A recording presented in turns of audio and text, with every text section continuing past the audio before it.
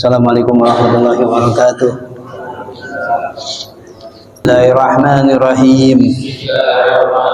Allahumma salli ala Sayyidina Muhammadin salatan tukhrijuna min dhulumatil wahmi wa tukrimuna bi nuril fahmi wa tudkhilana ma ashkala hatta yufhama innaka anta ta'lam wa la a'lam innaka anta allamul ghuyub.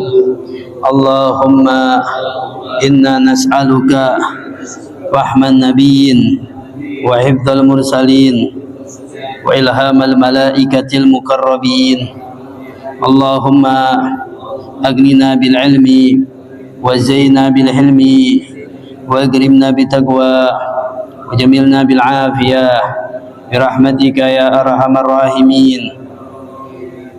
Wa sallallahu ala sayyidina Muhammadin wa ala alihi wa sahbihi wa sallam. Bismillahirrahmanirrahim. Alhamdulillahirabbil alamin wa bihi nasta'in ala umuri dunya waddin. Wa sallallahu wa sallama ala sayyidina Muhammadin khatamin nabiyyin wa ala alihi wa sahbihi ajma'in. Wa la hawla wa la quwwata illa billahil aliyyil azim. Asyhadu an la ilaha illallah wahdahu la syarika lah wa asyhadu anna sayyidana Muhammadan abduhu wa rasuluh. Allahumma salli ala sayyidina Muhammad al-fatih lima ughliq wal khatim lima sabaq nasiril haq bil haq wal hadi ila siratikal mustaqim wa ala alihi wa sahbihi ajma'in haqqa qadrihi wa qadarihi al-azim. Amma ba'd.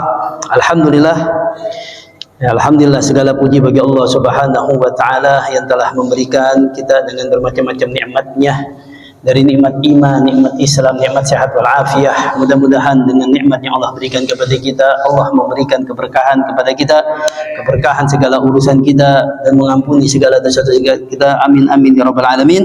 Sebelum dimulai dari ta'lim, mari kita baca Al-Fatihah kepada ibunda dari Ustaz Maulana Haja Admini binti Sukari dan Haji Mar'ali bin Marzuki.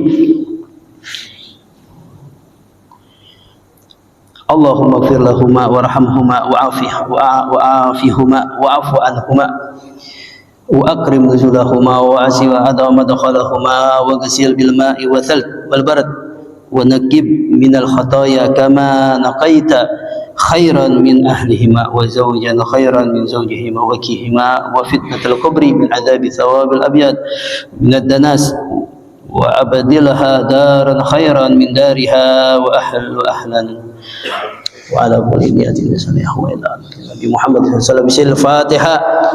A'udzu billahi minasy syaithanir rajim. Bismillahirrahmanirrahim. Alhamdulillahirabbil alamin arrahmanir rahim maliki yaumiddin. Iyyaka na'budu wa iyyaka nasta'in. Ihdinas siratal mustaqim siratal ladzina an'amta 'alaihim ghairil maghdubi 'alaihim waladdallin. Amin. Alhamdulillah. Ya. Kita lanjutkan yang kemarin, at-targhib fil muhafadzati 'ala shalawatil khamsi wa adaiha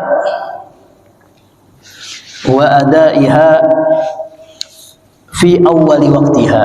Jadi masih sedikit melanjuti sebelum bab lanjut, ya, masih at-targhib, anjuran fil muhafadzati, di dalam menjaga, ala shalawatil khamsi, salat 5 waktu, ya, wa adaiha, di dalam melaksanakannya, fi awwali waqtiha, di awal waktunya. Yang kemarin kita telah bahas bagaimana anjuran bahwasanya Allah Subhanahu wa taala memerintahkan kepada kita seorang hambanya untuk senantiasa menjaga salat 5 waktu. Di hadis yang kemarin kita sudah sebutkan bahwasanya Nabi Shallallahu alaihi wasallam yang diriwayatkan dari Abu Hurairah radhiyallahu anhu qala, sedikit mengulang ini biar sedikit nyambung. Sami'tu Rasulullah sallallahu alaihi wasallam yaqul, Nabi sallallahu alaihi wasallam pernah, Abu Hurairah pernah mendengar Nabi sallallahu alaihi wasallam bersabda, memberikan pertanyaan kepada para sahabatnya tentang bagaimana keutamaan, fadilah bagi orang yang melaksanakan sholat 5 waktu. Selain sholat 5 waktu itu adalah kewajiban bagi seorang mukmin, bagi orang Islam yang tidak ada alasan baginya untuk meninggalkannya, ya, maka Nabi SAW memberikan motivasi. Selain kewajiban bagi seorang mukmin untuk melaksanakan sholat 5 waktu, ada keutamaan di dalam itu. Ada fadilah-fadilah bagi orang yang menjaga sholat 5 waktunya. Ya. Di antaranya yang diriwayatkan oleh Abu Hurairah radhiyallahu anhu, jadi Nabi SAW pernah memberikan pertanyaan kepada sahabatnya, "Ara'aitum law anna naharan di babi ahadikum yaghtasilu fihi kulla yawmin khamsa marrat." Jadi Nabi pernah memberikan pertanyaan kepada sahabatnya, ya, bahwasanya, wahai sahabatku, bagaimana engkau, ya, pendapatmu seandainya ada sungai di depan rumah kalian, pintu rumah kalian. Jadi ada sungai di depan pintunya, pas buka pintu sungai yang jernih, yang mengalir, yaghtasilu fihi kulla yawmin khamsa marrat, yang mana ada orang tersebut di dalam sungai tersebut, di dalam rumah tersebut, di depannya terbuka pintu ada sungai, dan dia mandi 5 kali dalam sehari. Pagi mandi, siang mandi, sore mandi, malam mandi, subuh mandi. Jadi setiap hari dimandi 5 kali. Nabi berkata, memberikan pertanyaan kepada sahabat, hal yabqa min daranihi syai'? Kalau ada semisalnya seperti itu, apakah di dalam tubuh seseorang yang 5 kali mandi dalam sehari itu, apakah ada bekas, ya, kotoran di dalam tubuhnya? Ya, ada gak tuh? Subuh dimandi, duhur mandi, asar mandi, maghrib mandi, isya mandi, 5 kali mandi, sehari full 5 kali mandi. Kita aja 2 kali mandi jadi bersih, udah nggak bau. Ini 5 kali. Begitu airnya depannya sungai yang mengalir, yang bagus, yang jernih. Ya. Ada gak di dalam tubuhnya itu sisahan atau kotoran-kotoran yang menempel? Lantas sahabat mengatakan, qalu la yabqa min daranihi syai'. Sahabat mengatakan, lah, nggak ada ya Rasulullah. Orang 5 kali mandi. Ya, padahal kondisinya di sono digurun. Jadi kota Madinah kan keadaannya kan nggak kayak di sini. Di sono ngepul bahasanya dulu. Ya. Tapi kalau orang mandi 5 kali dalam sehari ya bersih. Apalagi di Indonesia. Ya, di sono aja kalau 5 kali mandi nggak ada kotoran yang menempel. Itu cerah terus orangnya, seger terus. Ya. Qala, bahkan Nabi berkata, fakadzalika matsalus salawatil khamsi yamhullahu bihinnal khotoya. Kata Nabi, begitu juga, ya, perumpamaan bagi orang yang sholat 5 waktu, ya, Allah akan menghapus segalanya dosa-dosanya. Ya, jadi kita sholat itu selain ibadah kewajiban, tapi fadilahnya adalah, keutamaannya, untungnya menghapus segala dosa-dosa kita. Jadi setiap kita sholat, tadi maghrib kita sholat, itu dosa-dosa kita bercucuran jatuh. Ya, itu dosa-dosa as-shaghair, dosa kecil. Ya, dosa-dosa kita, ya, kita dosa kan banyak. Kita jangan merasa kita diri ini bersih. Ya, kita kalau keluar aja kita ngelihat dosa. Ya, bagaimana ngelihat aurat orang, ngelihat perempuan, kadang-kadang lisan kita tanpa kita sadari kita ngomongin orang, kadang-kadang hati kita enggak baik sama orang, kadang-kadang kita begini begitu dan macam-macam. Itu dosa-dosa yang mana kita tanpa kita sadari. Ya, itu bisa dihapus yang dosa-dosa kecil semacam itu dengan kita melaksanakan menjaga sholat 5 waktu. Ini fadilah keutamaannya. Artinya lembaran-lembaran kita yang tadinya noda dihapus dengan kita melaksanakan sholat 5 waktu. Enak, ada penghapusnya. Penghapusnya apa? Sholat 5 waktu. Bayangin kalau orang nggak pernah sholat, nggak punya orang papan tulis, nggak punya hapusan. Sekolahan tuh papan tulis 1 sampai berpuluh-puluh tahun, kenapa masih bisa digunain? Karena tuh punya papan tulis itu punya penghapus. Ketika habis digunain bisa dibersihin, dihapus, sehingga bisa digunain berkali-kali. Coba bayangin kalau satu papan tulis seandainya itu tidak punya hapusan, udah tuh hitam semua itu papan tulis yang tadinya bersih, yang tadinya putih. Begitu juga diri kita. Tadinya kita apa? Bersih. Dari lahir lembaran kita tuh bersih.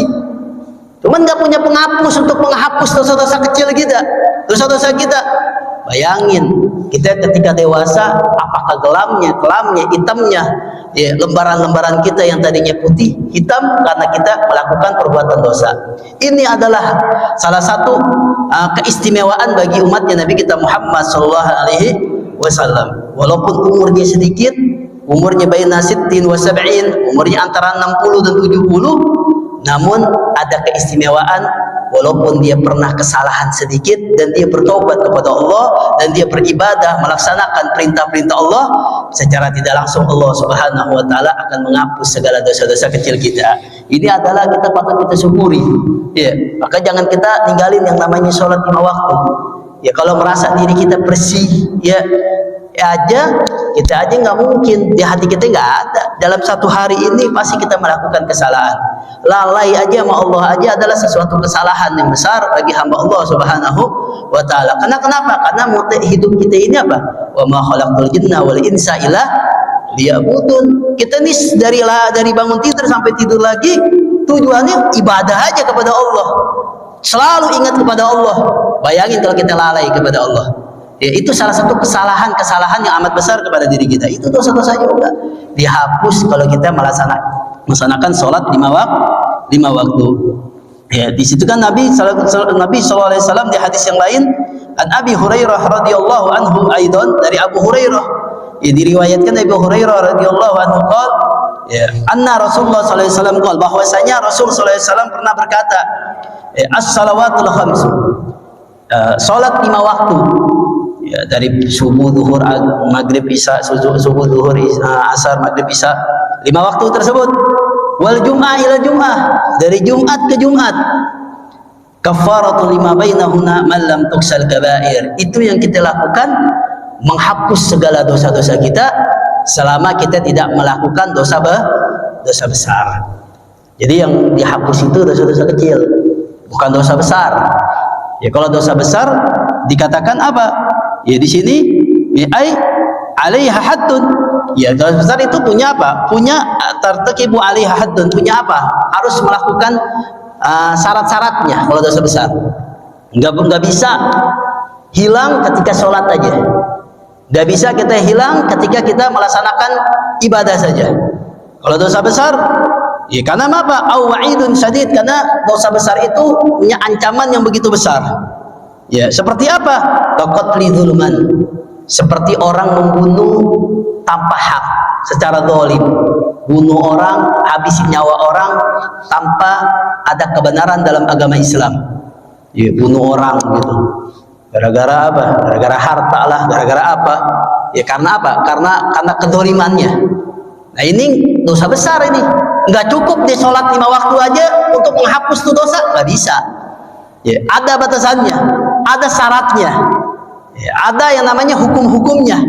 Ya, kalau orang bunuh, hukumannya ya bisa dibunuh lagi, nyawa ketemu nyawa, bahasanya seperti itu. Ya, kisos. Ya, tapi dan hadnya, ada had-hadnya. Ya, bunuhnya kenapa ini? Ada aturannya. Kalau dosa-dosa besar, atau wazina, atau melakukan perbuatan zina, ya, ini termasuk dosa besar. Nggak bisa dia hilangin dengan sholat doang, dengan ibadah nggak bisa. Ya, harus ada hadnya. Ya, kalau zinanya gimana? Mungkin kalau dia belum menikah dicambuk.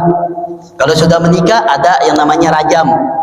Ya, rajam itu dipendam setengah badannya, palanya ditimpukin sampai meninggal dunia. Bagi orang yang berzina tetapi dia sudah memiliki istri, sudah bersuami atau sudah beristri, masih melakukan perzinahan, itu yang disebut zadil muhsan.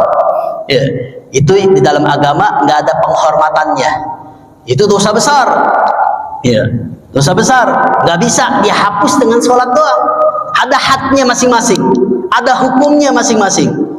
Wasarokoh, begitu juga mencuri.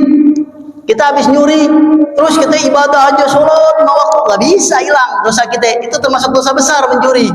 Cara gimana? Ada hadnya. Apa? Bisa dikembalikan, minta redonya. Atau kalau misalnya mencuri sangat besar dan dia nggak bisa mengembalikan dan hukum hakim mengatakan itu memotong tangannya, bisa dipotong tangannya. itu lain cerita, ada hadnya masing-masing. Kalau itu masalah dosa-dosa besar, tadi nggak bisa orang mencuri habis itu Anis sholat aja dah ibadah, ya udah dosanya dihapusin, nggak bisa. Yang bisa dihapus itu hanyalah dosa-dosa kecil, kata Nabi. Malam tuksal kabair, selama dia tidak melakukan perbuatan dosa-dosa besar. Atau riba, dosa besar juga orang yang memakan riba, makan bunga. Hati-hati, kalau kita menabung di bank, ingetin duit kita, jangan lupa catat kalau bisa. Duit kita ada sekian, ada 10 juta, catat. Karena kadang-kadang kalau yang duitnya besar itu tuh kita nggak tahu, bisa nambah itu duit. Harus kita epic, jangan sampai itu bunga itu yang kita makan, bunga itu adalah riba. Bahasanya doang bagus, bunga, biar menghilangkan kejelekannya. Kan kalau bunga kan enak didengarnya, padahal itu riba, haram, dan itu riba itu termasuk dosa besar. Hati-hati ya. Dan itu nggak bisa kita habis makan riba habis itu kita sholat, harus kita bertobat, ada had-hadnya ya. Nggak bisa langsung ya dihilangkan dengan sholat 5 waktu, nggak bisa, artinya nggak cukup. Walaupun kita wajib untuk melaksanakan sholat, tapi nggak menghilangkan dosa-dosa besar ya. Wal qadzaf, atau menuduh orang berzina. Hati-hati, kalau nggak ada saksi yang menyatakan 4 orang mengatakan itu perzinahan, janganlah kita melakukan menuduh orang berzina walaupun dengan kamera. Apalagi zaman sekarang kan hati-hati, apalagi di AI itu bisa jadi itu fitnah. Jangan kita menuduh, jangan mentang-mentang di dalam kamar dia berdua, kalau kita lihat sendiri nggak bisa kita katakan begitu ya. Walaupun nggak bisa kita langsung menuduh orang itu berzina, apalagi cuman baru duduk-dudukan doang ya. Tapi menegurnya itu kewajiban, itu lain cerita. Tapi menuduhnya itu nggak boleh kecuali ada benar-benar saksi dan benar-benar yang tidak bisa dipungkiri bahwasanya benar terjadinya. Kalau enggak, itu termasuk dosa besar. Kayaknya hati-hati, kita jangan sembarangan kita untuk menuduh orang ya, cepat-cepat untuk menuduh orang sesuatu perbuatan keji, waliyadzubillah. Wa aklu mal yatim, atau malil yatim, atau memakan harta anak yatim ya. Makan harta anak yatim, dia diberikan kekuasaan untuk merawatnya anak yatim, bukannya dia untuk dikasih anak yatim, malah hartanya dimakan untuknya. Itu termasuk dosa besar, nggak bisa, nggak cukup untuk beribadah kepada Allah Subhanahu wa taala saja. Harus ada had-hadnya, dia bertobat dan yang macam-macam ya. Nah ini adapun sholat selain dosa-dosa besar yang banyak sebenarnya dosa besar ya, itu tidak menghapus kecuali dosa-dosa kecil. Minas shaghair, dosa-dosa kecil itu yukaffiru anna ada as-shalah, bahwasanya melaksanakan sholat itu yukaffiru dzunub as-shaghair ya, menghapus segala dosa-dosa kecil ya. Dosa-dosa kecil selain dosa-dosa besar. Wa yanha 'anil irtikabil kabair, enggak hanya kita melaksanakan sholat itu menghapus dosa kecil, tetapi apa? Kalau kita melaksanakan sholatnya dengan benar ya, mencegah dari perbuatan-perbuatan al-kabair, perbuatan dosa besar. Kita kalau rajin sholat, insya Allah lebih terjaga, lebih dijauhkan dari melakukan perbuatan-perbuatan atau melaksanakan dosa besar. Lebih takut gitu ya. Kalau kita sering sholat, kalau kita sering sholat, kita lebih takut kepada Allah. Biasanya orang yang jarang sholat ini agak berani ya, waliyadzubillah, lebih berani untuk melakukan perbuatan dosa besar. Kenapa? Yuqarribul 'abdi ila rabbi azza wa jalla, karena orang sholat itu adalah mendekatkan dirinya kepada Tuhannya, kepada Allah Subhanahu wa taala ya. Makanya ini fadilah, keutamaan kita harus melaksanakan sholat 5 waktu. Selain menghapus segala dosa-dosa kita, begitu juga kita melaksanakan sholat ya adalah mencegah untuk melakukan perbuatan-perbuatan keji ya. Tercegah tuh kalau kita melakukan sholat dengan benar ya, dan mendekatkan diri kita kepada Allah Subhanahu wa taala ya. Karena apa? Karena dikatakan, diartikan masumiyat as-shalah, dikarenakan sholat itu kenapa sih ya, dikatakan kalamul Habib Alwi bin Syihab, beliau katakan as-shalah sholatan illa li'annaha silatun bainal abdi wa rabbih. Dikarenakan sholat itu, beliau katakan karena silah, perantara ya, antara seorang hamba dengan apa? Dengan Tuhannya Ya, itu tidak ada salat. Fa idza qata'as shalah in qata'at tilka silah. Kalau seandainya orang nggak sholat, berarti dia terputus antara hubungan dia dengan Allah. Dikatakan sholat itu kenapa sih kita tercegah dari segala perbuatan keji, perbuatan dosa-dosa besar? Karena kalau kita melaksanakan sholat, kita ini antara hubungan antara seorang hamba dengan Tuhannya. Kita langsung tuh connect dengan hamba. Allahu Akbar. Dengan sholat aja kita langsung tunduk. Yang tadinya kita mau ngomong nggak berani ngomong. Yang tadinya kita mau makan nggak bisa berani makan. Kenapa? Kita khusyuk. Kita antara dia dengan Tuhannya. Itu silah perantaranya. Langsung. Ya. Tapi kalau seandainya orang nggak melaksanakan sholat, terputus dia antara dia dengan Tuhannya. Ya. Jadi apa? Ya, jadinya nggak nyambung di situ. Jadinya berani kepada Allah Subhanahu wa Ta'ala. Ini artinya jikalau orang melaksanakan sholat 5 waktu dengan benar, dia akan tercegah dengan sholat tersebut dari perbuatan-perbuatan yang namanya perbuatan keji dan kemungkaran, ya, dari perbuatan-perbuatan dosa-dosa besar. Wa an Abdullah bin Mas'ud radhiyallahu anhu qala, dari Abdullah bin Mas'ud radhiyallahu anhu qala, beliau katakan, ya, sa'altu Rasulullah sallallahu alaihi wasallam. Jadi Abdullah bin Mas'ud pernah bertanya, saya bertanya kepada Nabi sallallahu alaihi wasallam, ya, tentang apa? Ayyul amali ahabbu ilallahi ta'ala. Jadi Abdullah bin Mas'ud pernah bertanya, ya Rasulullah, amal apa yang paling dicintai oleh Allah? Ya, amal apa, amalan apaan yang paling dicintai oleh Allah? Allah suka dengan amalan tersebut, yang paling Allah suka. Ya. Qala, kata Nabi berkata, as-salatu ala waqtiha. Salat di awal waktunya. Jadi orang yang melaksanakan sholat di awal waktu itu adalah amalan yang paling dicintai oleh Allah Subhanahu wa Ta'ala. Ya.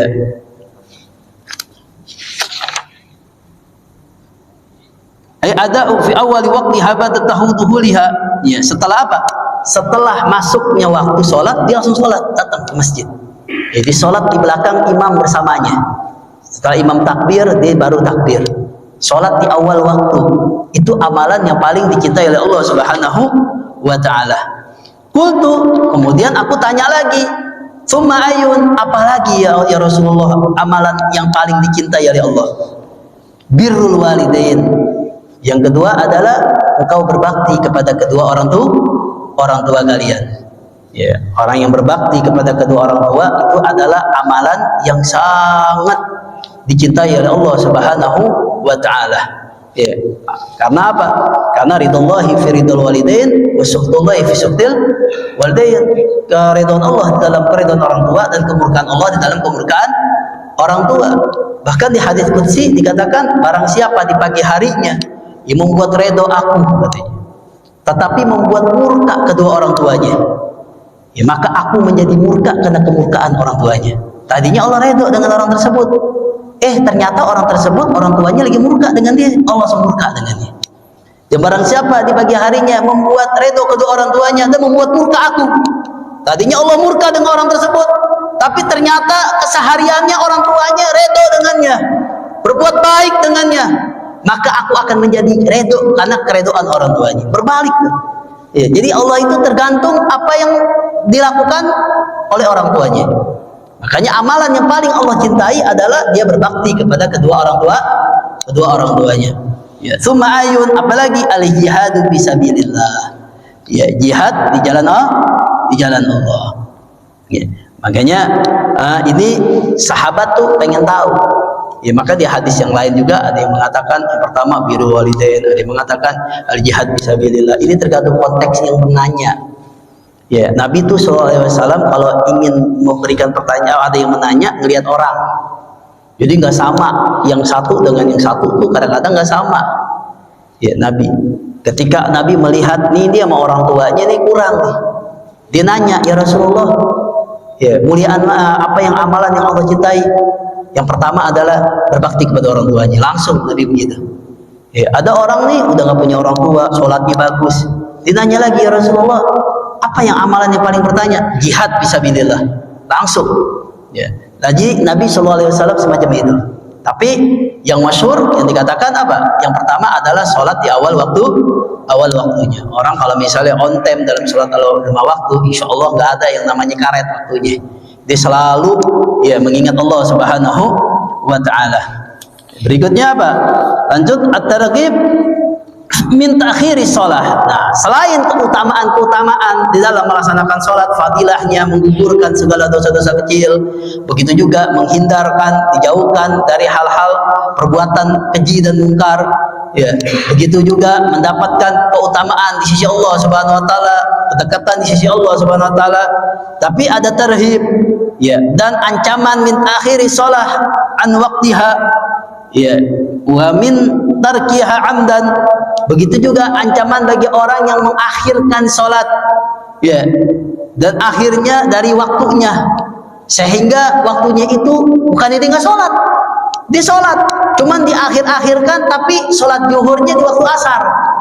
Ntar aja dah, tanggung, ya, akhirnya keluar waktu sholat. Ini ada ancamannya besar bagi Allah Subhanahu Wa Taala. Atau orang yang sengaja meninggalkan sholat, waliyadzubillah, udah nggak sholat sama sekali. Kalau tadi kan kasusnya dia sholat tapi mengakhirkan, ada ancamannya. Ya, kita sering hafal dalam suratnya, surat Al-Maun, fawailul lil musallin, ya, alladzina hum an sholatihim sahun. Ini nggak boleh dipotong di sini. Fawailul lil musallin, ya, celakalah bagi orang yang sholat. Orang yang sholat aja celaka, apalagi yang nggak sholat. Ini ancaman, yang enggak sholat, yang sholat aja celaka. Siapa? Alladzina hum an sholatihim sahun. Ya, sholatnya lalai, dientar-entarkan, akhirnya dia melaksanakan sholatnya di waktu bukan waktunya. Dientar aja, tanggung. Ya, dia masih ngerjain, masih sibuk dengan pekerjaannya, nggak taunya udah lewat waktunya. Waliyadzubillah. Astagfirullahaladzim, akhirnya sholatnya kotor. Sholat, ya. Nah, ini celaka bagi orang yang semacam ini, ya. Apalagi yang meninggalin sholat. Wail itu apa? Wail itu ismun wadin min jahannam. Yang dikatakan wail, ya, adalah salah satu nama wadin itu apa? Daerah, tapi namanya kalau bahasa ininya apa sih? Area di bawah gunung tuh namanya tuh. Itu dari api neraka jahanam, ya, itu niannya. Apa namanya neraka well, ya, bagi orang yang ninggalin sholat, yang lalai akan sholatnya, dia masuk ke neraka jahanam, cuman di wadinya, daerahnya, masuk ke neraka well, waliyadzubillah, ya.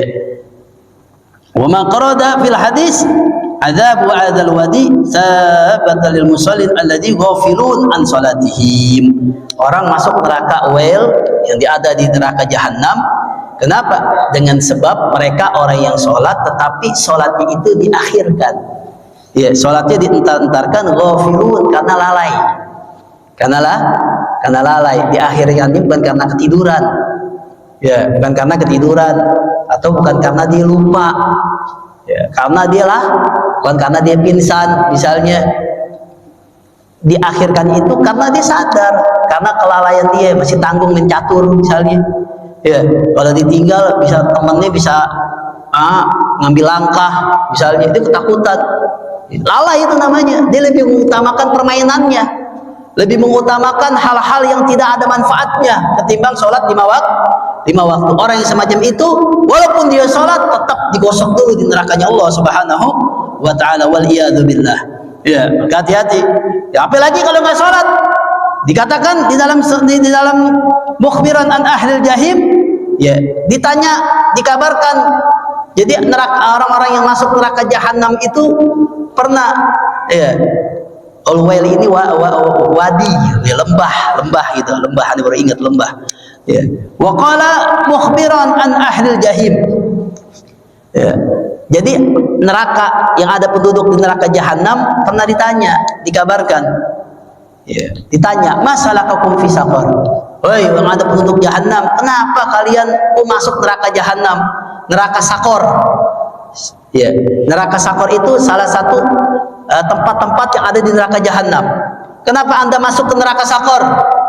Lantas apa? Mereka mengatakan qalu lam nakum minal musallin. Dulu ketika saya berada di dunia, saya tidak melaksanakan sholat. Jadi pernah ditanya neraka jahanam, ya di neraka jahanam orang-orang yang ada di situ, kenapa Anda kok masuk ke neraka sakor? Jawabannya, dulu saya durhaka sama orang tua, enggak begitu. Ya, jawabannya cuma satu, saya tidak melaksanakan sholat ketika saya berada di dunia. Ya, waliyadzubillah. Makanya hati-hati. Maka Nabi SAW katakan di hadisnya, an Jabir bin Abdullah radhiyallahu anhuma, dari Sayyidina Jabir radhiyallahu anhuma, qala Rasulullah SAW, ya Nabi SAW bersabda, bainar rujuli wa bainal kufri tarkus shalah. Ya, diriwayatkan oleh Imam Ahmad wa Muslim, ya, Nabi SAW perbedaan ya antara orang Islam, ya, Islam di sini ar-rajul al-insan, manusia, perbedaan manusia, zakaran kana au untan, manusia itu laki maupun perempuan, ya, yang membedakan itu bainal kufri billah, ya, antara dia itu kufur, kafir kepada Allah atau tidak, yaitu kata Nabi adalah tarkus shalah, adalah meninggalkan sholat. Jadi intinya kata Nabi, yang membedakan antara manusia itu orang Islam dengan orang kafir adalah sholatnya. Kalau orang Islam melaksanakan sholat, sedangkan orang kafir tidak melaksanakan sholat. Ya. Lianna idza kana tarikuha yakunu mushbihan lil kuffar. Kenapa? Karena li'annahu, karenanya idza tarikuha, apabila seseorang meninggalkan sholat 5 waktu, yakunu mushbihan lil kuffar, dia sama ya seperti orang kafir. Kenapa sih perbedaan orang Islam dengan orang kafir? Ya, orang Islam melaksanakan sholat, orang kafir tidak melaksanakan sholat. Kenapa orang yang tidak melaksanakan sholat disamakan dengan orang kafir? Karena orang kafir tidak melaksanakan sholat, jadi sama aja gitu. Orang kafir makan nasi, tidur, bekerja. Yang membedakan mereka itu dengan kita apa? Dia tidak sholat, kita sholat gitu. Penyamaannya di situ kata Nabi. Ya, makanya ya fa innaha ya yamtazu anhu biha. Ya, sama. Mereka itu bekerja, kita juga bekerja kaum muslimin. Mereka itu tidur, kita juga tidur. Mereka itu melakukan keseharian, kita juga melakukan keseharian. Tapi bedanya mereka sholat, kita sholat, mereka tidak sholat. Ini yang dikatakan Nabi, bainar rujuli bainal kufri tarkus shalah. Makanya hati-hati ya, kita senantiasa kita didik anak kita untuk senantiasa melaksanakan sholat. Ya. Karena diceritakan ada yang namanya gobilah sakib. Jadi ada gobilah sakib yang mana datang kepada Nabi Shallallahu Alaihi Wasallam. Ya, diceritakan dulu karena ashabu Rasulullah Shallallahu Alaihi Wasallam la yarona syai'an minal a'mali tarku kufrun ghairu shalah. Yang mana ada sahabat Nabi ya, berkata, sahabat Nabi melihat mereka itu tidak melihat suatu amalan. Kata sahabat Nabi, saya ini tidak melihat suatu amalan yang apabila amalan tersebut, ibadah tersebut, apabila kalau ibadah itu ditinggalkan bisa menyebabkan kekafiran kecuali sholat. Contoh, puasa, orang nggak puasa itu nggak dicap kafir, nggak langsung dicap kafir. Hanya apa? Kecuali dia mengingkari puasa Ramadan misalnya, baru kafir. Dia nggak puasa, hanya dibilang fasik, hanya dibilang fasik saja. Dia nggak bayar yang lain-lain, nggak dibilang kafir langsung. Dia nggak pergi haji, nggak langsung dibilang kafir. Ya, walaupun dia punya duit. Ya. Tapi apa kata sahabat Nabi, saya tidak melihat satu amalan yang apabila ditinggalkan efeknya bisa menyebabkan kekafiran. Ya. Yaitu sholat 5 waktu. Kenapa sholat? Li'annahum arafu dzalika min fi'lihi alaihi salam.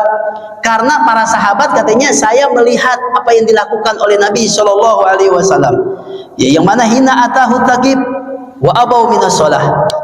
Akan tetapi datang qabilah taqib, qabilah yang jumlahnya begitu banyak, amat banyak. Mereka itu datang kepada Nabi Shallallahu Alaihi Wasallam mau masuk Islam.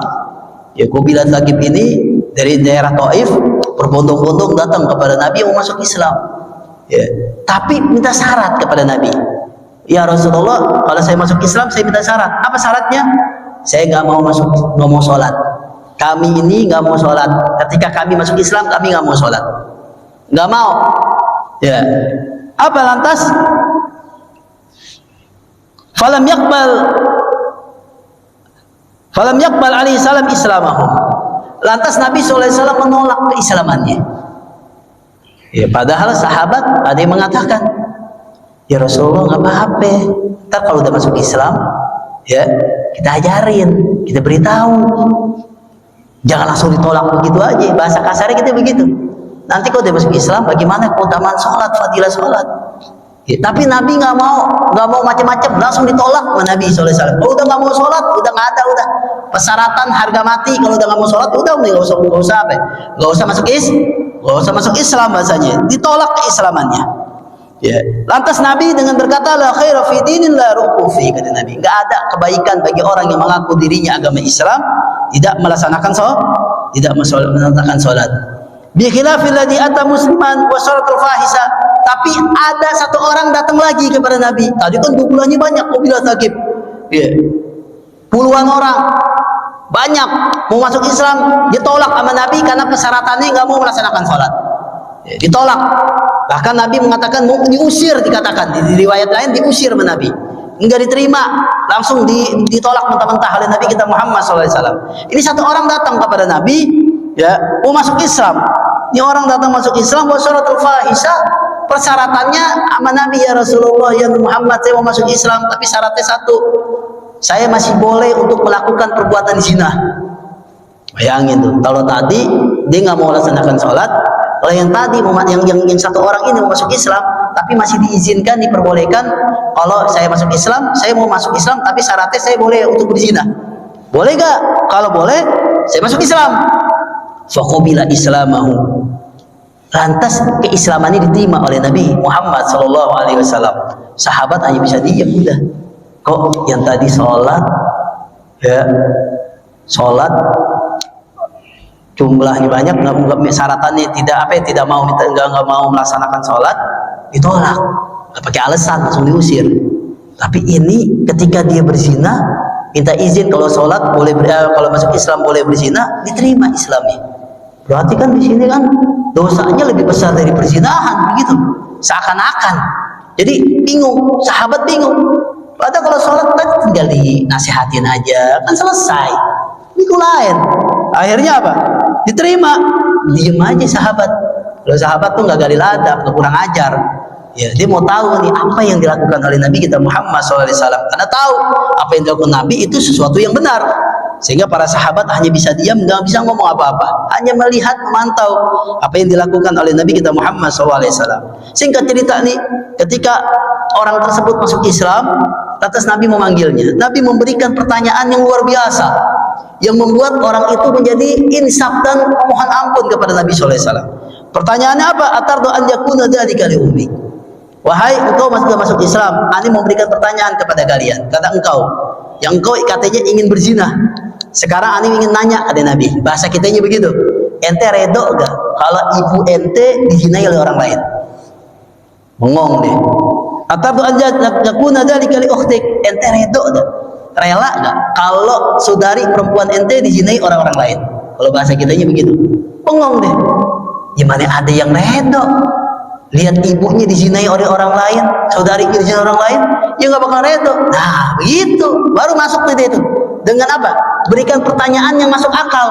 Oh iya, begitu juga. Ini pengen berzina kan dengan perempuan.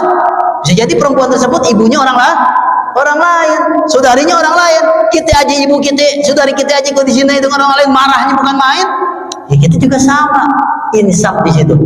Dia sadar, akhirnya memohon ampun kepada Nabi SAW. Wa masaha sadrahu fazala dzalik. Dan ketika dia sadar, Nabi mengusapkan ke dadanya, diusapin sama Nabi dengan baca doa, didoain sama Nabi. Seketika keinginan buruknya dihilangkan oleh Allah Subhanahu Wa Taala. Keinginan yang tidak baiknya dihilangkan oleh Allah Subhanahu Wa Taala. Ya.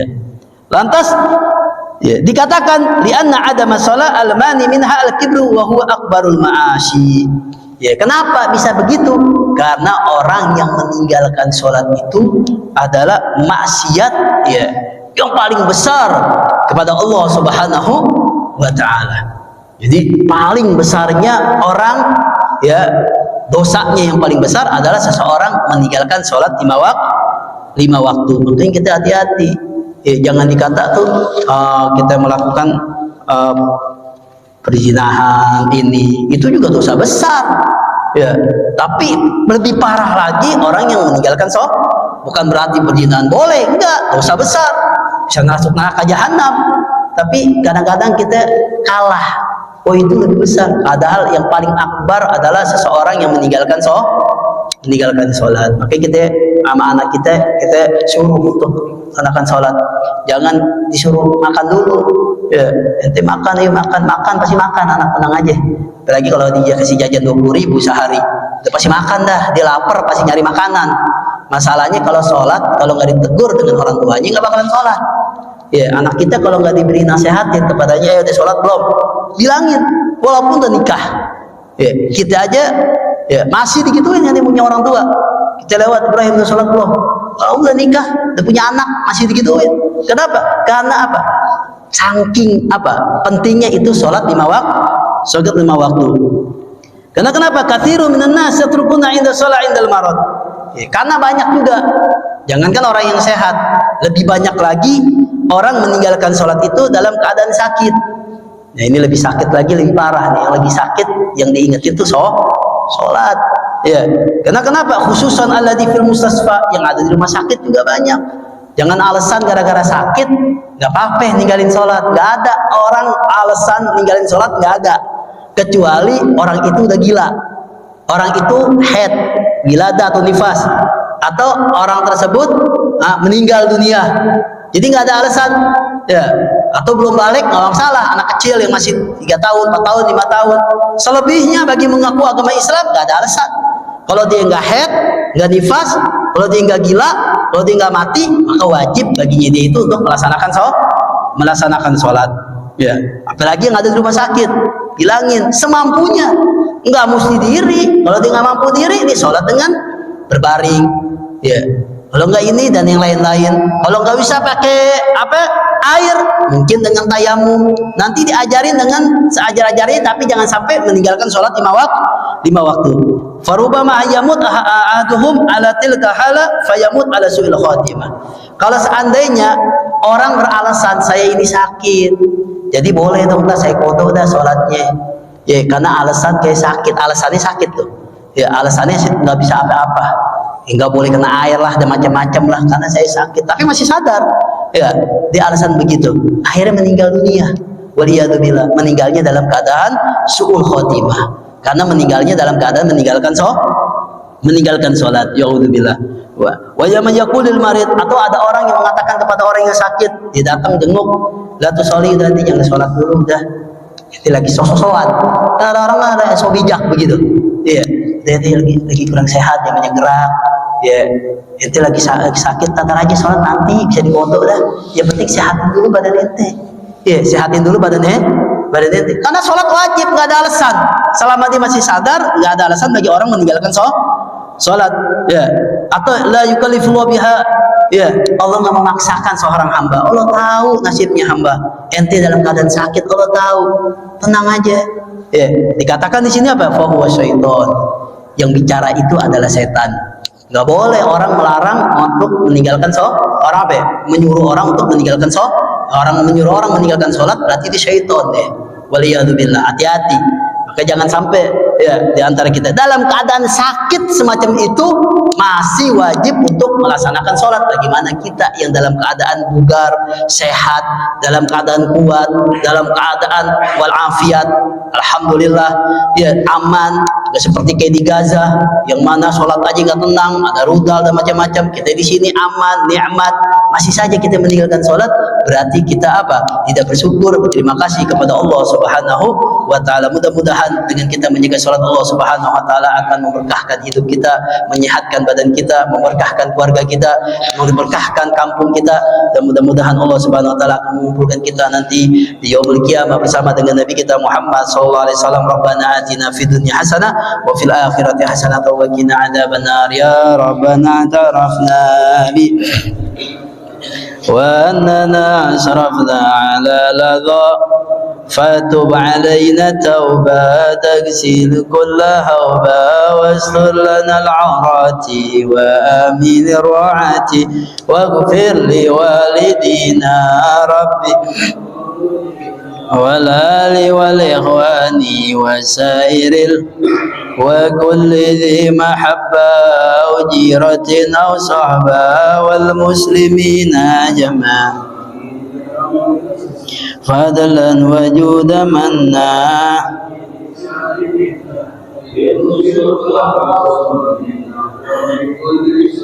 صلى وسلم ربي عليه عد الحب وآله وصحبه عدد قصد صحبه والحمد لله بالبدء والتناهي وصلى الله على سيدنا محمد وعلى آله وصحبه وسلم. السلام عليكم ورحمة الله وبركاته.